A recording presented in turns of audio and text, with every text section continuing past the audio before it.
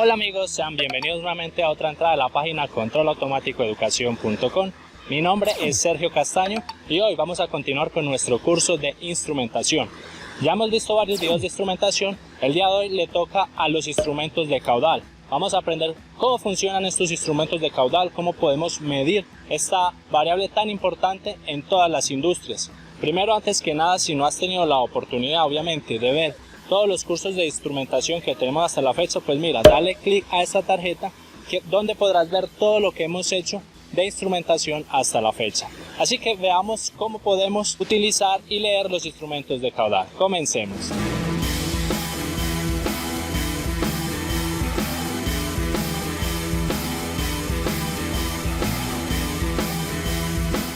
Si lo deseas, puedes aumentar la velocidad del video para que hagas la explicación mucho más rápida o dinámica.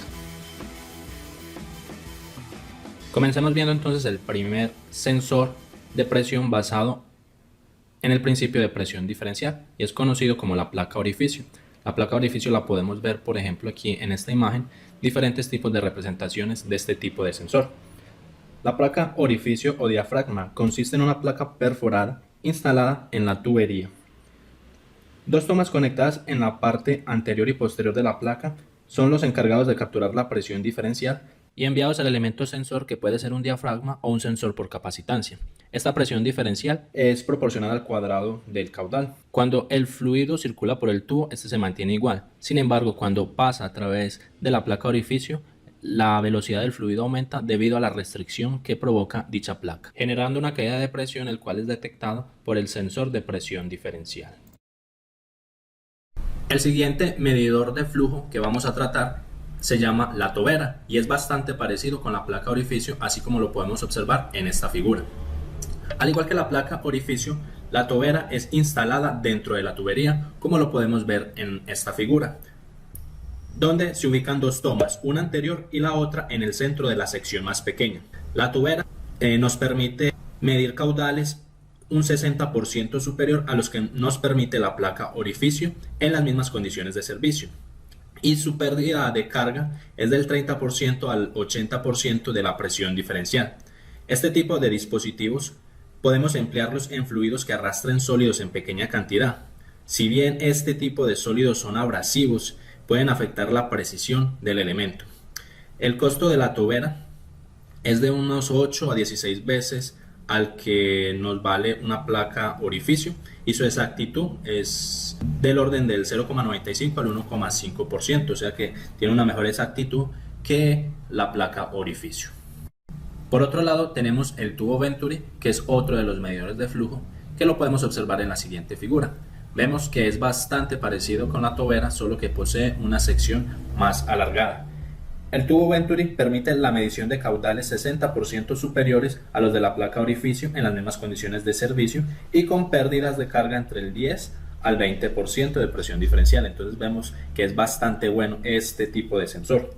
Posee una gran precisión y permite el paso de fluidos con un porcentaje relativamente grande de sólidos.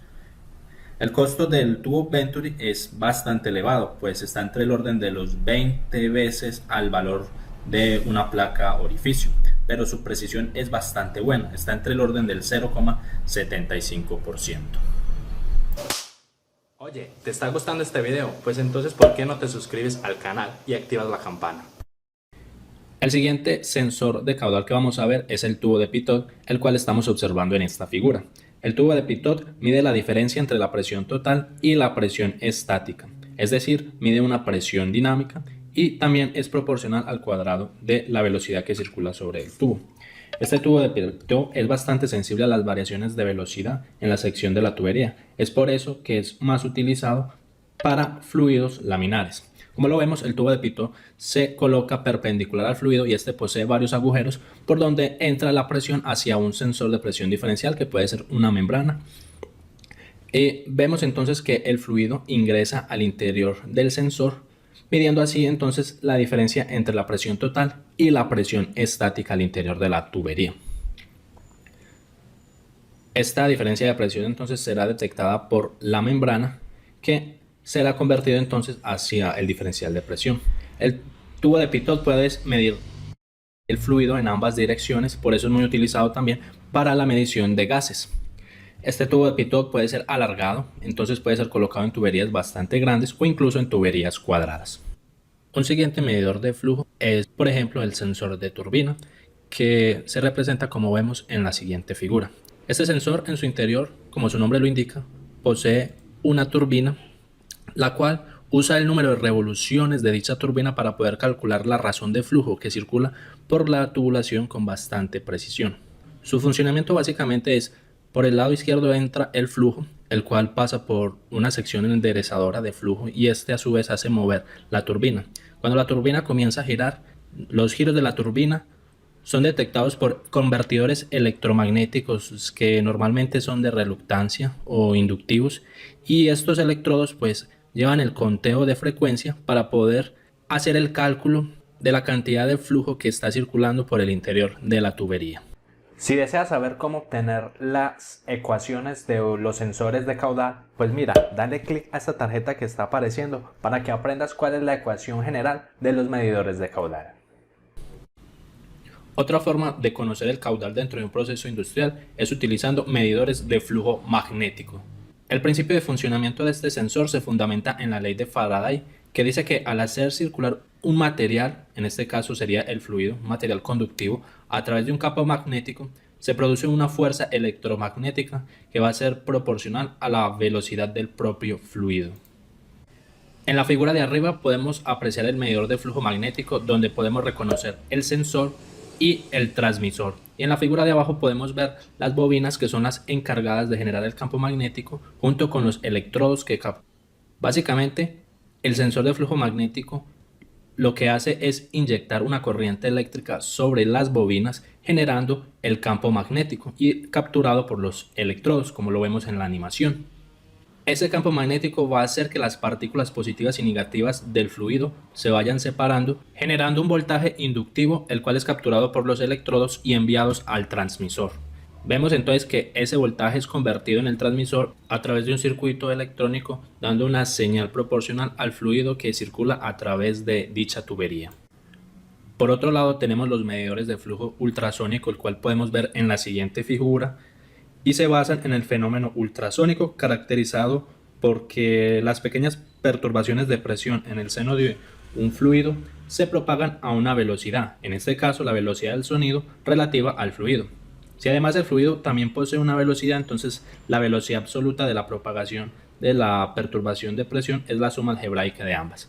Este sensor se compone de transductores de cristal piezoeléctrico que se utilizan tanto para transmitir como para recibir la energía acústica.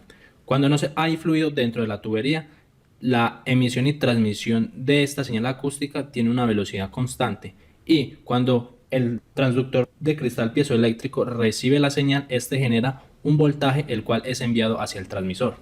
Cuando a través de la tubulación comienza a circular el fluido, debe compensarse entonces la velocidad con la que se transmite y se recibe. Si se transmite en dirección al fluido, pues esta velocidad aumenta, y cuando se recibe en sentido contrario al fluido, pues esta velocidad de recepción es mucho más lenta. Con base en esto, pues se puede calcular la cantidad de flujo que circula al interior de la tubería. También podemos colocar sensores de flujo ultrasónico que son cero invasivos, o sea que no hay que hacer perforaciones en el tubo. Simplemente colocamos los transductores de cristal piezoeléctrico sobre el tubo y a través de la reflexión podemos tomar la medida de flujo a través de la tubería. Este tipo de mediciones también es muy utilizada cuando queremos medir caudales bastante grandes, o sea que es bastante empleado, por ejemplo, en las hidroeléctricas, donde tenemos tamaños de tubulación bastante considerables. Perfecto, controleros y controleras, espero les haya gustado este video, hayan aprendido un poco sobre los diferentes instrumentos de caudal que existen y que realmente este video les haya gustado. Si todavía no se han suscrito al canal, pues pueden suscribirse para que sigan recibiendo más información sobre instrumentación, control, programación, entre diversos temas que pueden encontrar en el canal de controlautomaticoeducacion.com. No olviden compartir este video, darle un me gusta, compártalo con sus amigos o con las personas que les pueda interesar, y nos vemos entonces en la siguiente clase de instrumentación. Que estén muy bien, hasta luego. Puedes seguirme en mis redes sociales, suscríbete a mi canal dando clic en mi foto y activando la campana de notificaciones y no te olvides de ver el siguiente video.